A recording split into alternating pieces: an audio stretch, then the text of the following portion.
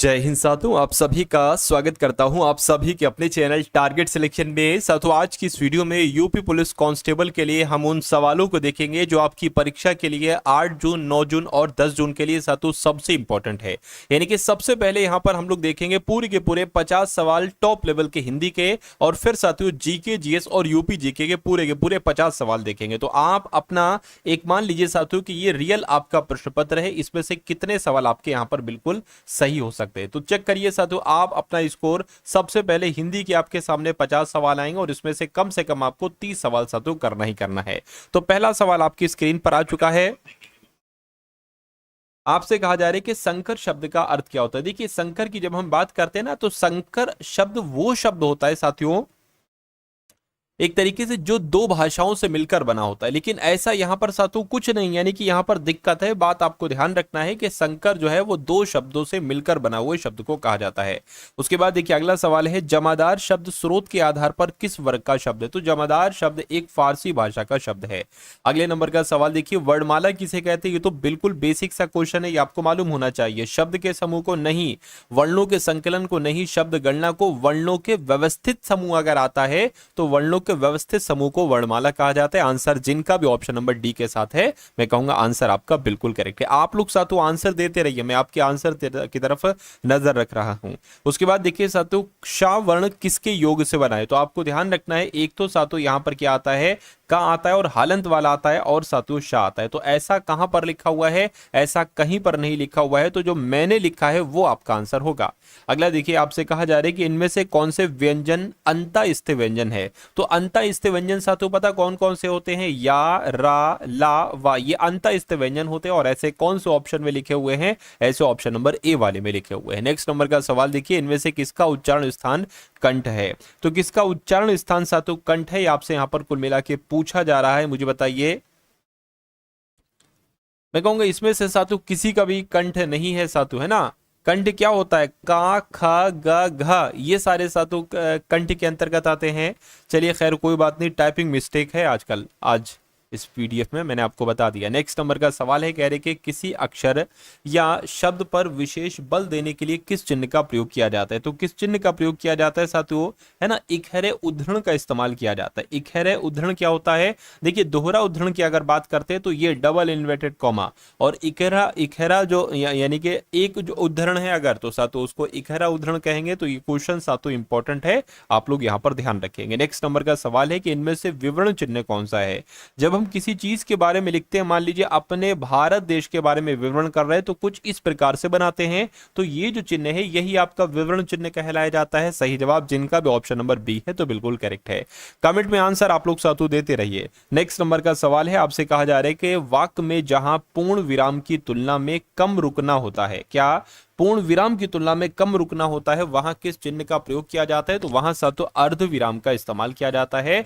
तो अर्ध विराम आपको ऑप्शन नंबर डी वाले में, और यही आपके सवाल का बिल्कुल सही और सटीक जवाब हो जाएगा भाई। बहुत बढ़िया, very good class. Next number का सवाल आपकी स्क्रीन पर है, कह रहे कि इनमें से कौन सा विराम चिन्ह जो हिंदी में अंग्रेजी भाषा से नहीं लिया गया है।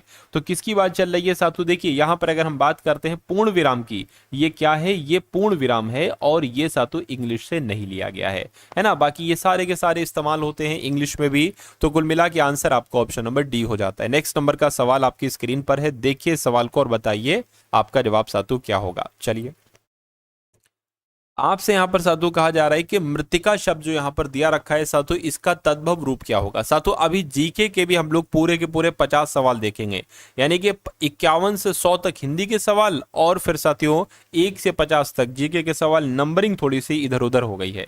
चलिए तो जय हिंद। चलिए, मृतिका शब्द का तद्भव रूप सातु क्या होगा, मैं कहूंगा मिट्टी को ही मृतिका कहा जाता है। बस मिट्टी आपका तद्भव रूप है और मृतिका आपका तत्सम रूप है। नेक्स्ट नंबर का सवाल है, आपसे कहा जा रहा है सातु कि मौक्तिक शब्द का तद्भव रूप क्या होगा। तो मोती को कहा जाता है मौक्तिक, मोती आपका तद्भव है और मौक्तिक शब्द आपका तत्सम हो जाएगा।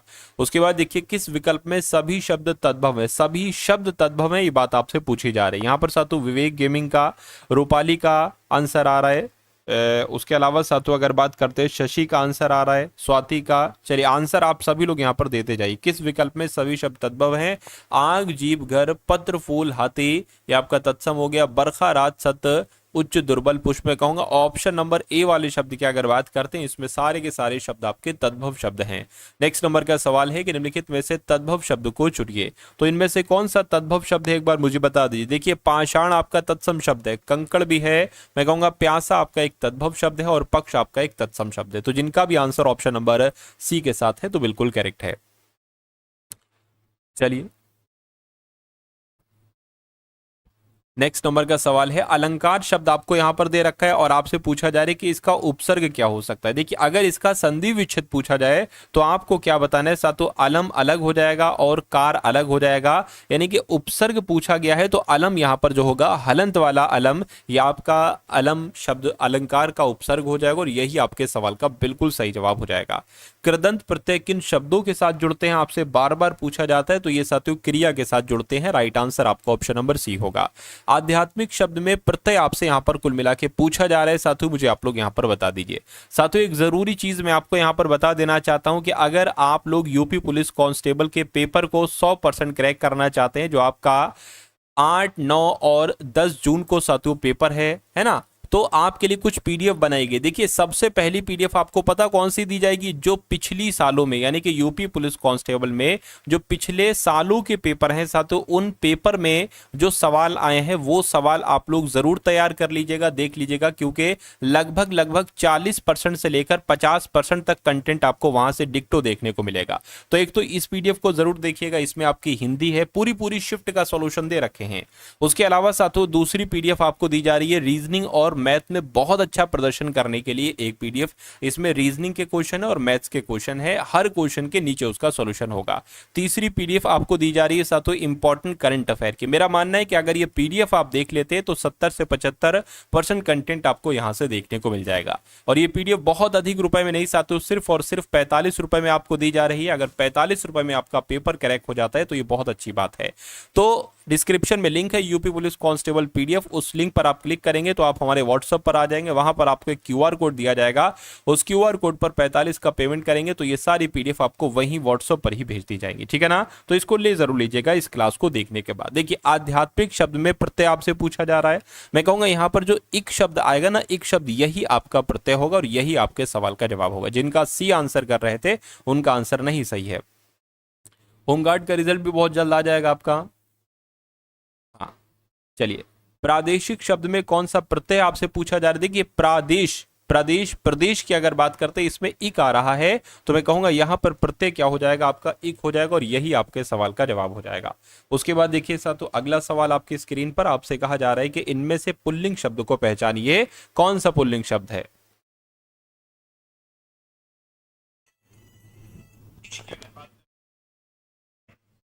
देखिए पुल्लिंग की अगर बात करते हैं, आप किसी भी शब्द में कैसा लगाकर देख लो, अगर कैसा लग रहा है तो वो पुल्लिंग होगा, अगर कैसी लग रही तो वो स्त्रीलिंग होगी। देखिए भुजा कैसी है तो ये स्त्रीलिंग हो जाएगी, जाति कैसी स्त्रीलिंग हो जाएगी, चिड़िया कैसी, कपड़ा कैसा है कपड़ा आपका पुल्लिंग होगा और यही आपके सवाल का जवाब हो जाएगा। अब आपको इसमें साथों स्त्रीलिंग शब्द बताना है कि इसमें से स्त्रीलिंग शब्द कौन सा है मुझे बता दीजिए। देखिए लड़का तो पुल्लिंग है, कुर्सी स्त्रीलिंग हो जाएगी, पेड़ कैसा है पुल्लिंग है, शेर कैसा है पुल्लिंग है। मैं कहूंगा यहां पर स्त्रीलिंग शब्द कौन सा है, ऑप्शन नंबर बी वाला है। और जिनका भी आंसर बी है, जिसके विवेक का, कोमल राज का, संध्या का, प्रतिभा का, लड्डू का, रूपाली का, संध्या का, सभी का आंसर यहां पर सही जा रहा है। कुर्सी ऑप्शन नंबर बी आपका जवाब होगा। अगला सवाल देखिए, स्त्रीलिंग शब्द होते हैं तो स्त्रीलिंग शब्द क्या वृक्षों के नाम होते हैं। मैं कहूंगा नहीं, पुल्लिंग होते हैं साथ ही वृक्षों के नाम, पर्वतों के नाम भी पुल्लिंग होते हैं। हाँ नक्षत्रों के नाम जो होते हैं ये आपके स्त्रीलिंग होते हैं और देशों के नाम भी पुल्लिंग होते हैं। तो जिनका आंसर ऑप्शन नंबर सी है तो बिल्कुल करेक्ट है। निम्नलिखित में से किस विकल्प में सभी शब्द पुल्लिंग है, तो सभी शब्द पुल्लिंग है साथों कौन से ऑप्शन में। हार कैसा है, पायल कैसी है तो स्त्रीलिंग हो जाएगा। हीरा कैसा है, मोती कैसी है, मोती कैसा है, मणि कैसी है, तो कुल मिला के यहां पर भी गलत है। कौवा, खरगोश, मंडल, ये सारे के सारे शब्द जो हैं ये सारे के सारे शब्द पुल्लिंग कहलाए जाते हैं। तो कुल मिला के आंसर आपका सी होगा। उसके बाद देखिए अगला सवाल है, कह रहे कि आजकल भारत की जनता भी आध्यात्मिक शिक्षित हो गई है, इस वाक्य में जनता शब्द का वचन क्या है। जनता शब्द आपको बताना है द्विवचन है, द्विवचन नहीं हो सकता, एक वचन है या बहुवचन है। तो जनता शब्द जो है ना ये आपका एक वचन शब्द है, आंसर आपका ऑप्शन नंबर सी होगा। अगला देखिए सदा एक वचन यानी कि हमेशा एक वचन में प्रयुक्त होने वाले शब्द कौन कौन से हैं। होश, लोग, हस्ताक्षर जनता, या वर्षा, या जनता। मैं कहूंगा जनता भी एक वचन में इस्तेमाल होता है और वर्षा भी एक वचन में इस्तेमाल होता है, यानी कि कुल मिला के आपका जवाब अगर ऑप्शन नंबर सी है तो बिल्कुल करेक्ट है। चलिए उसके बाद देखिए इनमें से कौन सा शब्द हमेशा बहुवचन में प्रयुक्त होता है। तो हमेशा बहुवचन में सातु अत्याचार नहीं होता है, आभूषण भी नहीं होता है, प्राण जो शब्द है ना ये हमेशा बहुवचन में इस्तेमाल होता है। देखिए यूपी पुलिस कांस्टेबल में जैसे आपसे सवाल पूछे जाते हैं डिक्टो वैसे ही सवाल मैं आपको यहां पर करवा रहा हूं। तो आप अपने आप से ये वादा करिए कि आप अपने एग्जाम तक सातु यानी कि 8 जून तक या 9 या 10 जून तक जितनी भी क्लासेस सातु टारगेट सिलेक्शन चैनल पर आए हर एक क्लास के हर एक सवाल को बहुत अच्छे तरीके से आपको सातु तैयार करना होगा, अगर वाकई में आप इस बार वर्दी लेना चाहते हैं, इस एग्जाम को क्रैक करना चाहते हैं। ठीक है ना। और अगर आपने अभी तक इस वीडियो को लाइक नहीं किया है तो वीडियो को लाइक कर दीजिए और चैनल को जरूर सब्सक्राइब कर लीजिएगा, तभी आप हमारी हर वीडियो को देख सकते हैं, है ना। चलिए नेता का स्त्रीलिंग रूप दिए गए विकल्पों में से कौन सा होगा। तो नेता का नेत्री भी कहते हैं साथियों, तो नेत्री आपके सवाल का जवाब है। यह मेरी पुस्तक है इस वाक्य में कौन सा कारक है। तो यह मेरी पुस्तक है। देखिए यह मेरी पुस्तक है, पुस्तक का मुझसे संबंध है क्योंकि मेरी पुस्तक है, तो यहां पर आपका संबंध कारक हो जाएगा। आंसर आपको ऑप्शन नंबर ए हो जाएगा। अगला सवाल देखिए निम्नलिखित में से वाक्यों में संबंध कारक वाले वाक्य को पहचानिए। संबंध कारक मैं आपको बता देना चाहता हूं, जिस किसी वाक्य में अगर का आ रहा है की आ रहा है तो उसमें संबंधवाचक कारक होता है, संबंध कारक होता है। राम खाना खाता है ऐसा नहीं है। राधा का कुत्ता, अब देखिए राधा का कुत्ता तेज दौड़ता है तो इसमें आपका क्या का आ गया है, संबंध कारक हो जाएगा। नेक्स्ट नंबर का देखिए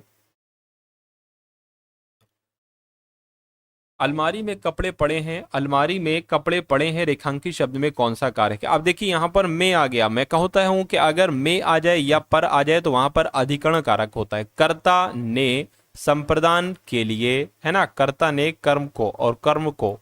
चलिए तो कुल मिला के क्या आपका जवाब होगा, ऑप्शन नंबर ए अगर आपका जवाब है तो बिल्कुल सही है। मजदूर को मजदूरी दीजिए, इस वाक्य में कौन सा कारक है मुझे बताइए। तो मजदूर को मजदूरी दीजिए, देखिए मजदूर को मजदूरी दीजिए, बताइए साथियों।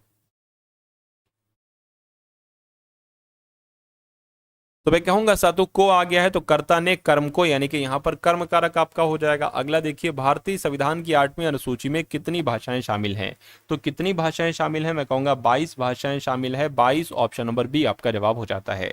प्रथम राजभाषा आयोग के अध्यक्ष कौन थे, आपसे कुल मिला के पूछे जा रहे हैं साथियों। सुनीता कुमार चटर्जी या पी सुब्बरायन या जीबी पंत या बीजी खेर। मैं कहूंगा बीजी खेर जो थे ये प्रथम राजभाषा आयोग के अध्यक्ष थे। ये क्वेश्चन आप लोग याद रखेंगे, आपके लिए साथियों इंपॉर्टेंट है। अगला सवाल देखिए आपसे यहां पर कहा जा रहा है कि संसदीय संसदीय राजभाषा समिति की सिफारिशों पर आदेश कौन देते हैं। क्या उपराष्ट्रपति देते हैं, राष्ट्रपति देते हैं या भारत के प्रधानमंत्री देते हैं। मैं कहूंगा भारत के राष्ट्रपति संसदीय राजभाषा समिति की सिफारिशों पर आदेश देते हैं। राजभाषा संबंधी प्रावधान का उल्लेख भारतीय संविधान के किस अनुच्छेद में है। तो अनुच्छेद 343 से लेकर अनुच्छेद 351 की अगर बात करते इसमें ही राजभाषा संबंधी प्रावधानों का उल्लेख किया गया है। अगला देखिए प्रतिमान में समास कौन सा हो सकता है। देखिए मैं आपको कई बार बता चुका हूं, अगर किसी भी शब्द का पहला पद अनु आ जाए या किसी भी शब्द का पहला पद प्रति आ जाए या बड़ा आ जाए तो साथों उसमें कौन सा समास होता है, उसमें आपका अव्ययी भाव समास होता है और इसमें देखिए पहला पद प्रति है। नेक्स्ट नंबर का सवाल देखिए रातों रात, देखिए रातों रात अगर शब्द आ जाता है रातों रात, है ना, रातों रात आप कैसे लिख सकते हैं, ऐसे लिख सकते हैं रातों और योजक चिन्ह और आपका रात। यह शब्द आपका ऐसे आ जाए साथियों धीरे धीरे, है ना, धीरे धीरे। यह शब्द आपका ऐसे आ जाए साथियों आजकल, बीच में योजक चिन्ह लग रहा है, इसमें नहीं लगा तो मैंने लगा लिया। तो अगर ऐसा हो जाए, है ना, ऐसा हो जाए, नहीं नहीं ये इसमें तो साथियों क्या होगा आपका, इसमें कौन सा समास होगा एक बार साथियों आप लोग मुझे बताइएगा, जिसमें योजक चिन्ह होता है। अगर हम ऐसी अगर बात करते हैं रातों रात की अगर बात करें तो इसमें आपका क्या अव्ययी भाव समास होता है। अव्ययी भाव की दो ट्रिक मैंने आपको बताई है। एक तो साथियों अगर पहला पद प्रति आ जाए किसी शब्द में तो अव्ययी भाव समास होगा, या साथियों अनु आ जाए या बड़ा आ जाए तो अव्ययी भाव समास होगा। यह ऐसे करके शब्द हो रातों रात, है ना, रातों रात ऐसे करके शब्द हो या धीरे धीरे, तो इसमें आपका क्या होगा अव्ययी भाव समास हो। ये आजकल वाला ये इसमें ये गलत मैंने बता दिया यहाँ पर, है ना। चलिए कोई दिक्कत नहीं। उसके बाद देखिए अगला सवाल, दुराशा का सही संधि विच्छेद क्या हो सकता है, आपसे पूछा जा रहा है। तो दुराशा में साथियों कौन सी संधि है, दुह धन आशा, यहाँ पर इसका संधि विच्छेद हो जाएगा। और इसमें संधि कौन सी होगी, इसमें साथियों विसर्ग संधि होगी। अगला सवाल देखिए, रीत अनुसार शब्द का संधि विच्छेद आपसे यहाँ पर पूछा जा रहा है। रीते, देखिए रीते से क्या निकलेगा, रीति निकलेगा और यहाँ से अनुसार निकलेगा। तो रीति धन अनुसार ये इसका संधि विच्छेद हो जाएगा। अगला सवाल देखिए, निम्नलिखित में से कौन सा उत्कंठित का पर्यायवाची नहीं है। उत्कंठित का पर्यायवाची मैं कहूंगा इच्छुक उत्कंठित का पर्यायवाची है, लालायित उत्कंठित का पर्यायवाची है, उत्सुक उत्कंठित का पर्यायवाची है, लेकिन अभिलाषा एक अलग शब्द है तो ये उत्कंठित शब्द का पर्यायवाची नहीं है। अगला सवाल देखिए, निम्नलिखित में से विलोम की दृष्टि से सही युग्म आपसे यहां पर पूछा जा रहा है, बताइए। विलोम की दृष्टि से सही शब्द युग्म यहां पर आपसे पूछा जा रहा है, मुझे आप लोग बता दीजिए।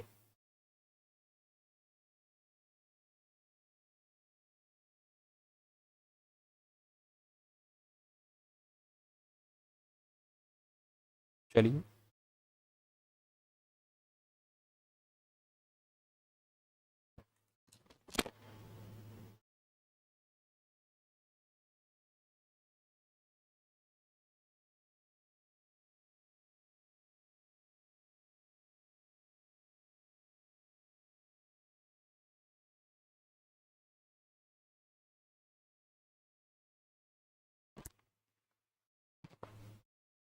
चलिए सर।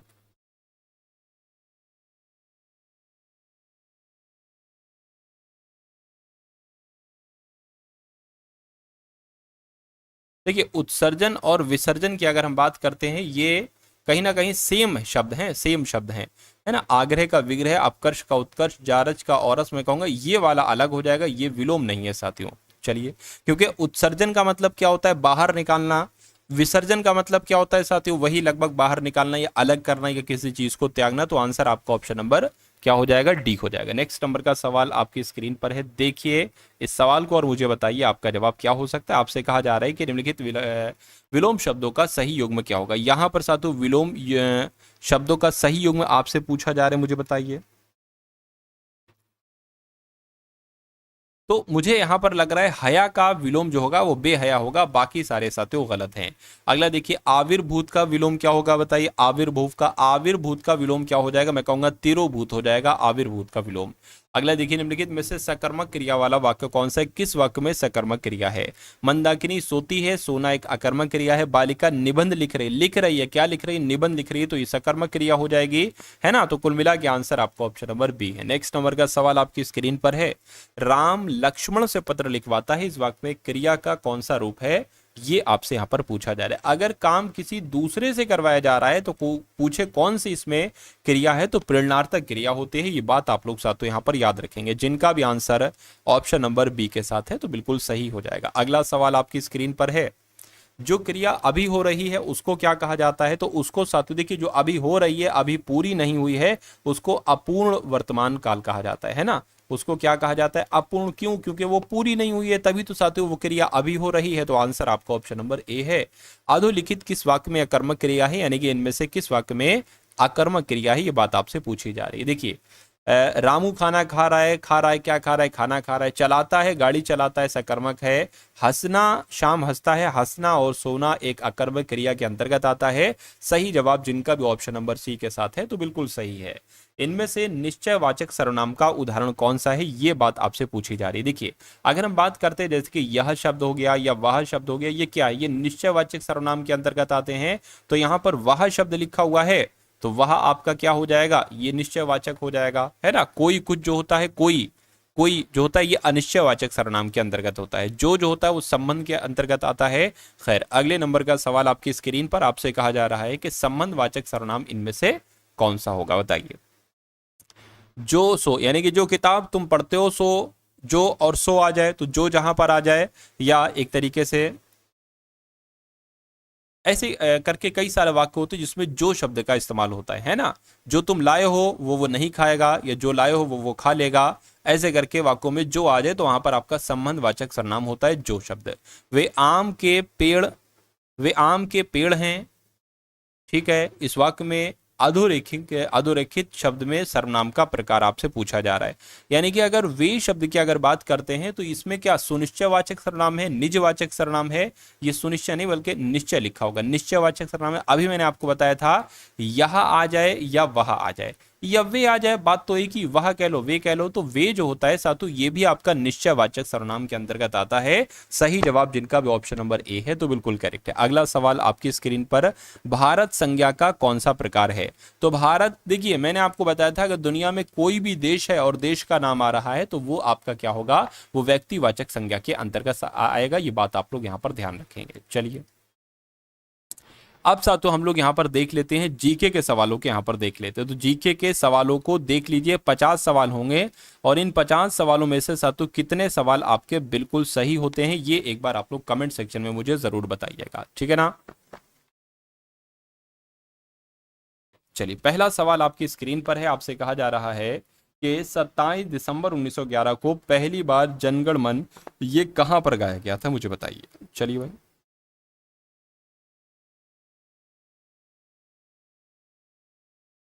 तो कहां पर गाया गया था सातों? कोलकाता में गाया गया था। अगर कोलकाता आपके सवाल का जवाब है तो आपका जवाब बिल्कुल सही है। भूदान आंदोलन के प्रारंभ किसने किया था?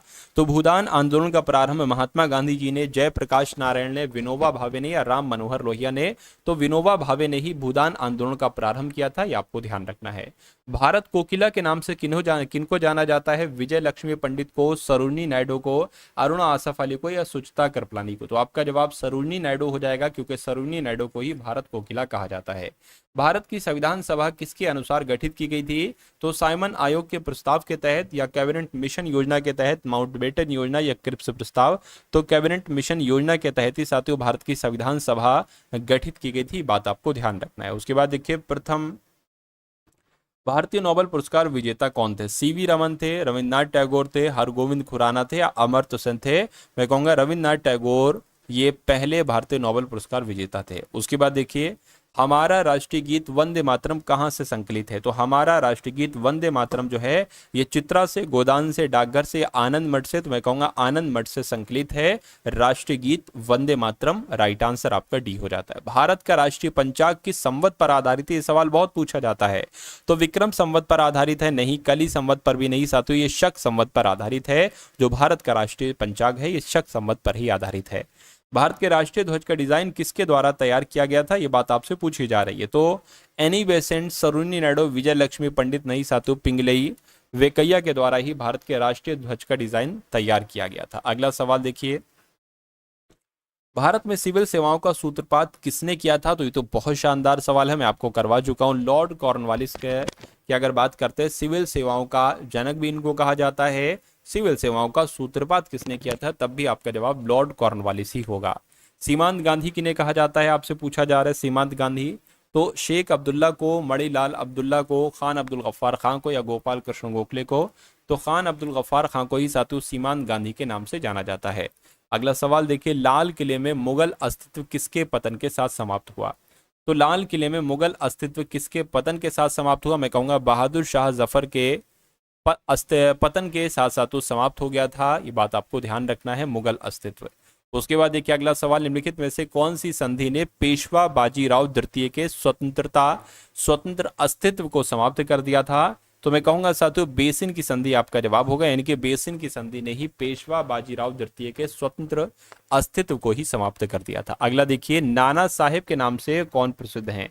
तो नाना साहेब के नाम से क्या बाजीराव प्रथम को जाना जाता है, बालाजी बाजीराव को जाना जाता है, बालाजी विश्वनाथ को या माधव राव को? तो आपको ध्यान रखना है बालाजी बाजीराव को ही नाना साहेब के नाम से जाना जाता है ना। जिनका भी आंसर ऑप्शन नंबर बी के साथ है तो बिल्कुल करेक्ट है। चलिए उसके बाद देखिए, मराठा राज्य का दूसरा प्रवर्तक किसे कहा जाता है? किनको माना जाता है मराठा साम्राज्य का दूसरा प्रवर्तक? तो बालाजी विश्वनाथ की अगर हम बात करते हैं तो बालाजी विश्वनाथ को ही मराठा राज्य का दूसरा प्रवर्तक माना जाता है। अगले नंबर का सवाल देखिए, आनंद मठ के लेखक कौन है? आनंद मठ के लेखक रविन्द्रनाथ टैगोर हैं, ये बंकिम चंद्र चटर्जी लिखा होगा, सरोजिनी नायडू हैं या अरविंद घोष है? मैं कहूंगा बंकिम चंद्र चटर्जी ही आनंद मठ के लेखक है, ये भी आप लोग याद रखेंगे। उसके बाद देखिए अगले नंबर का सवाल है, आपसे कहा जा रहा है साथियों कि भारत में पहला समाचार पत्र किसने शुरू किया था? तो दादा भाई नौरोजी ने, सैयद अहमद खान ने, वीरेंद्र नाथ टैगोर ने, या साथियों जेम्स जेम्स होना चाहिए यहाँ पर, जेम्स हिक्की ने। इनका पूरा नाम क्या है साथियों? जेम्स हिक्की इनका पूरा नाम है। मैं कहूँगा जेम्स हिक्की ने ही भारत में पहला समाचार पत्र शुरू किया था।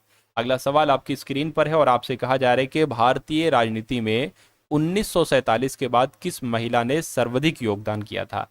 तो किन्होंने किया था साथियों? अरुणा आसफ अली ने ही 1947 के बाद सबसे ज्यादा योगदान दिया था भारतीय राजनीति में। नेक्स्ट नंबर का सवाल आपकी स्क्रीन पर है। वंदे मातरम गीत लिखा था तो रविन्द्रनाथ टैगोर ने लिखा, नव गोपाल मित्र ने लिखा, बंकिम चंद्र चटर्जी ने लिखा। मैं कहूंगा बंकिम चंद्र चटर्जी ने ही साथियों वंदे मातरम नामक गीत लिखा था। उसके बाद देखिए, स्वतंत्र भारत का अंतिम गवर्नर जनरल कौन था? स्वतंत्र भारत का तो चक्रवर्ती राजगोपालाचारी की अगर हम बात करते हैं तो यही साथियों स्वतंत्र भारत के अंतिम गवर्नर जनरल कहलाए गए। अगला सवाल देखिए कि निम्नलिखित विद्रोहों में से किसको बंकिम चंद्र चटर्जी ने अपने उपन्यास आनंद मठ में उल्लेख करके प्रसिद्ध किया? तो मैं कह सकता हूं साथियों सन्यासी विद्रोह आपका जवाब होगा। यानी कि सन्यासी विद्रोह की अगर बात करते हैं तो बंकिम चंद्र चटर्जी ने अपने उपन्यास आनंद मठ में साथियों इसको ही प्रसिद्ध किया था, उल्लेख किया था इसका। उसके बाद देखिए अगले नंबर का सवाल है, कहा जा रहा है कि कांग्रेस के निम्नलिखित नेताओं में से कौन एक कैबिनेट मिशन योजना के पक्ष में पूरी तरह से था? तो सरदार वल्लभ भाई पटेल की अगर बात करते, ये नेता जो थे ना, ये कैबिनेट मिशन योजना के पक्ष में पूरी तरह से थे सरदार वल्लभ भाई पटेल। आंसर आपको ऑप्शन नंबर सी हो जाता है। लॉर्ड मैकाले संबंधित हैं तो लॉर्ड मैकाले क्या सेना के सुधार से संबंधित हैं, सती प्रथा की समाप्ति से, या अंग्रेजी शिक्षा से? मैं कहूंगा अंग्रेजी शिक्षा से सातों इनका संबंध है लॉर्ड मैकाले का। सही जवाब आपको ऑप्शन नंबर सातों सी हो जाता है। चलिए अगले नंबर का सवाल आपकी स्क्रीन पर है। भारतीय विश्वविद्यालय अधिनियम किसने लागू किया था? ये मोस्ट इंपॉर्टेंट क्वेश्चन है सातों, आप लोग याद रखेंगे, आपके एग्जाम में आएगा। देखिए आपको ध्यान रखना है साथियों, लॉर्ड कर्जन की अगर हम बात करते हैं तो लॉर्ड कर्जन ने ही भारतीय विश्वविद्यालय अधिनियम लागू किया था। राइट आंसर आपको ऑप्शन नंबर ए होगा। अगला सवाल देखिए, किस वर्ष राष्ट्रीय गीत वंदे मातरम पहली बार गाया गया था? तो पहली बार गाया गया था, कब गाया गया था? मैं कहूंगा 1896 में गाया गया था। 1896 आपके सवाल का जो होगा वो बिल्कुल सही जवाब हो जाएगा। अगला सवाल देखिए, आपसे कहा जा रहा है यहाँ पर कि निम्नलिखित में से कौन सी भारत में फ्रेंच बस्ती नहीं है? तो फ्रेंच बस्ती साथियों पांडिचेरी है, माहे है, लेकिन गोवा नहीं है। अब गोवा नहीं है तो यही आपके सवाल का जवाब होगा। भारत के लिए समुद्री मार्ग की खोज का श्रेय दिया जाता है, किसको दिया जाता है? पुर्तगालियों को दिया जाता है। भारत के लिए जो समुद्री मार्ग की खोज की थी ये पुर्तगालियों के द्वारा ही तो की गई थी। उसके बाद देखिए, भारत में डच का सबसे प्रारंभिक उपनिवेश कहाँ था? बताइए। तो कहाँ था साथियों? मैं कहूंगा पुलिकट में था। पुलिकट आपके सवाल का जवाब हो जाता है। किसने ये कहा था, किसने ये कहा कि कोई भी राजनीति धर्म से रहित नहीं है? बताइए। तो कोई भी राजनीति धर्म से रहित नहीं है, ये गांधी जी का कथन है। ये गांधी जी का कथन है तो आपके एग्जाम में पूछा जा सकता है, आप लोग याद रखेंगे। साथियों अनुज का आंसर आ रहा है, संध्या का, रूपाली तिवारी का, अरविंद का आंसर आ रहा है, लड्डू का, शिवपाल का, है ना, सभी का आंसर यहाँ पर आ रहा है जो कि बिल्कुल सही है। अगले नंबर का सवाल देखिए, देशबंधु की उपाधि किसके साथ संबंधित है? यानी कि देशबंधु की उपाधि किसको दी गई थी? बताइए। तो सी आर दास को दी गई थी। मैं कहूंगा बिल्कुल सही जवाब, सी आर दास को ही देशबंधु की उपाधि दी गई थी। निम्नलिखित में से किस गवर्नर जनरल के कार्यकाल के दौरान भारतीय राष्ट्रीय कांग्रेस बनी थी? तो भारतीय राष्ट्रीय कांग्रेस जो बनी थी ये लॉर्ड डफरिन के कार्यकाल के दौरान बनी थी। आपको ध्यान रखना है। भारतीय राष्ट्रीय कांग्रेस की स्थापना कब हुई थी? एक बार कमेंट सेक्शन में आप लोग मुझे बताइएगा। निम्नलिखित में से पहली भारतीय कौन थी जो भारतीय राष्ट्रीय कांग्रेस की अध्यक्ष बनी? आपसे पूछी जा रही हैं। मैं कहूंगा सरोजिनी नायडू आपके सवाल का जवाब होगा। भारतीय महिला कौन थी तो जो भारतीय राष्ट्रीय कांग्रेस की अध्यक्ष बनी थी वो सरोजिनी नायडू थी। आंसर आपका डी है। बंगाल के पहले गवर्नर जनरल साथियों कौन थे? तो इनका नाम है लॉर्ड वॉरेन हेस्टिंग, और लॉर्ड वॉरेन हेस्टिंग ही साथियों कौन थे? बंगाल के पहले गवर्नर जनरल थे। अगला सवाल देखिए, भारतीय राष्ट्रीय कांग्रेस के प्रथम मुस्लिम अध्यक्ष कौन थे? बताइए। तो मोहम्मद अली जिन्ना थे, बदरुद्दीन तैयब जी थे, सर सैयद अहमद खान थे, या अबुल कलाम आज़ाद थे? तो मैं कहना चाहूँगा कि बदरुद्दीन तैयब जी इनका नाम है और यही भारतीय राष्ट्रीय कांग्रेस के पहले मुसलमान अध्यक्ष थे। निम्नलिखित में से किसे फ्रंटियर गांधी के नाम से जाना जाता है? फ्रंटियर गांधी तो कहा जाता है खान अब्दुल गफ्फार खां को। क्या? खान अब्दुल गफ्फार खां को ही फ्रंटियर गांधी के नाम से जाना जाता है। किस वायसराय के शासन में पहला उद्योगशाला अधिनियम पारित किया गया था? तो मैं कहूँगा लॉर्ड रिपन की जब हम बात करते हैं तो लॉर्ड रिपन के शासन में ही पहला उद्योगशाला अधिनियम पारित किया गया था। अगला सवाल आपकी स्क्रीन पर है, आपसे कह रहे हैं कि लाइफ डिवाइन पुस्तक के लेखक कौन है? लाइफ डिवाइन नामक पुस्तक जो कि कई बार पूछी जा चुकी है, अरविंद घोष में कहूँगा जवाब होगा, क्योंकि लाइफ डिवाइन जो पुस्तक है इसके लेखक साथियों अरविंद घोष हैं। उसके बाद देखिए 1909 के मार्ले मिंटो सुधार किस लिए विख्यात हैं? तो ये साथियों पृथक निर्वाचन मंडल से संबंधित है। राइट आंसर आपका ऑप्शन नंबर ए होगा। अगला देखिए, भारत का अंतिम गवर्नर जनरल कौन था?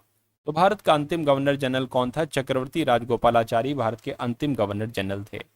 उपनिवेशी भारत में इनमें से किसने अखिल भारतीय दलित वर्ग संस्था आयोजित की थी? तो डॉक्टर भीमराव अंबेडकर आपका जवाब हो जाएगा, यानी कि उपनिवेशी भारत में डॉक्टर भीमराव अंबेडकर ने ही अखिल भारतीय दलित वर्ग संस्था आयोजित की थी। कलकत्ता, मद्रास तथा बंबई में उच्च न्यायालय निम्नलिखित में से किस वायसराय के कार्यकाल में अस्तित्व में आए थे? तो ये साथियों जॉन लॉरेंस के कार्यकाल, यानी कि कलकत्ता, मद्रास, बंबई में जो हाई कोर्ट हैं ये जॉन लॉरेंस वायसराय के कार्यकाल में अस्तित्व में आए थे। ये बात आपको ध्यान रखना है। गेटवे ऑफ इंडिया किसके द्वारा बनाया गया था साथियों? Gateway of India grand Lloyd Wright के द्वारा, जॉर्ज विटेट के द्वारा, ग्रैंक गिहरी के द्वारा या जाहा हादिद के द्वारा? तो आपको ध्यान रखना है जॉर्ज विटेट इनका नाम है और जॉर्ज विटेट के द्वारा ही इंडिया गेट बनवाया गया था। अगला देखिए, निम्नलिखित में से किसने पहले गोलमेज सम्मेलन की अध्यक्षता की थी? तो पहला गोलमेज सम्मेलन कब हुआ था? एक बार कमेंट सेक्शन में आप लोग मुझे बताइएगा। मैं कहूँगा रैमसे मैकडोनल्ड इनका नाम है और इन्होंने पहले गोलमेज सम्मेलन की अध्यक्षता की थी। भारत में गांधी जी का प्रथम सत्याग्रह कहाँ हुआ था? तो पता कहां पर हुआ था साथियों? चंपारण में हुआ था गांधी जी का प्रथम सत्याग्रह। अगला देखिए, 1946 के कैबिनेट मिशन का नेतृत्व किसके द्वारा किया गया था? तो सर पैथिक लॉरेंस की अगर बात करते, इनके द्वारा 1946 के कैबिनेट मिशन का नेतृत्व किया गया था। निम्न अखबारों में से कौन सा उदारवादियों की नीति का प्रचारक था? बताइए साथियों। मैं कहूँगा लीडर आपके सवाल का जवाब होगा, यानी कि लीडर जो है ना ये उदारवादियों की नीतियों का प्रचारक था। उसके बाद देखिए, गांधी जी जब दक्षिण अफ्रीका में थे तो उनके द्वारा निम्नलिखित में से क्या प्रकाशित किया गया था? तो उनके द्वारा इंडियन ओपिनियन को साथियों प्रकाशित किया गया था। सही जवाब आपका ऑप्शन नंबर बी है। महात्मा गांधी को सबसे पहले राष्ट्रपिता के नाम से संबोधित किया था, तो किसने किया था? सुभाष चंद्र बोस ने किया था। राइट आंसर आपका ऑप्शन नंबर डी है। राष्ट्रीय कांग्रेस कार्यकारी समिति ने भारत छोड़ो नामक आंदोलन का अनुमोदन कहाँ किया था? तो कहाँ किया था साथियों? वर्धा में किया था। ये भी इंपॉर्टेंट क्वेश्चन है। उसके बाद देखिए, भारतीय स्वतंत्रता के समय भारतीय राष्ट्रीय कांग्रेस के अध्यक्ष कौन थे? तो आपको ध्यान रखना है साथियों जे.बी. कृपलानी, ये भारतीय स्वतंत्रता के समय भारतीय राष्ट्रीय कांग्रेस के अध्यक्ष थे। अगला देखिए, कौन से गोलमेज सम्मेलन में महात्मा गांधी जी ने भाग लिया था? इस सवाल की जिम्मेदारी मैं आपको दे रहा हूं साथियों, यानी कि आपको बताना है कि इस सवाल का जवाब आखिर क्या हो सकता है। ठीक है ना? चलिए, तो इस सवाल का जवाब कमेंट सेक्शन में आप लोग बताइएगा और ये वीडियो आपको कैसी लगी एक बार कमेंट सेक्शन में ज़रूर बताइएगा। उसके अलावा साथियों यूपी कांस्टेबल की अगर आपने अभी तक पीडीएफ नहीं ली है तो उस पीडीएफ को जरूर ले लीजिएगा। उसमें आपको सारी चीज़ें दी जा रही हैं साथियों, रीजनिंग दी जा रही है, मैथ्स दी जा रही है, उसके अलावा साथियों हिंदी की पीडीएफ भी दी जा रही है और जीके जीएस और करंट अफेयर, यानी कि जो पेपर को क्रैक करने के लिए आपके जो चीज़ें काफ़ी हैं वो सारी चीज़ें आपको साथियों दी जा रही है। तो उस 45 रुपीज़ में पीडीएफ आपको दी जा रही है। डिस्क्रिप्शन में लिंक है, वहां से जाकर आप उसको प्राप्त कर लीजिएगा। ठीक है ना? चलिए, तो मिलते हैं हम सभी लोग आने वाली वीडियो में। और एक बात मैं आपको बता दूं, डिस्क्रिप्शन में लिंक है, ग्रुप का लिंक है, उसमें आपको ये पीडीएफ वगैरह मिल जाएगी, फ्री पीडीएफ, ये जो आपने अभी पढ़ी है ये है ना। उसके अलावा साथियों डिस्क्रिप्शन में यूपी पुलिस कांस्टेबल की ऑल क्लासेस का लिंक भी दिया गया है, तो उन सारी क्लासेस को जाकर जरूर आप लोग देख लीजिएगा, उनसे आपकी तैयारी साथियों बहुत मजबूत हो जाएगी। चलिए, तो मिलते हैं हम सभी लोग आने वाली वीडियो में। जय हिंद साथियों।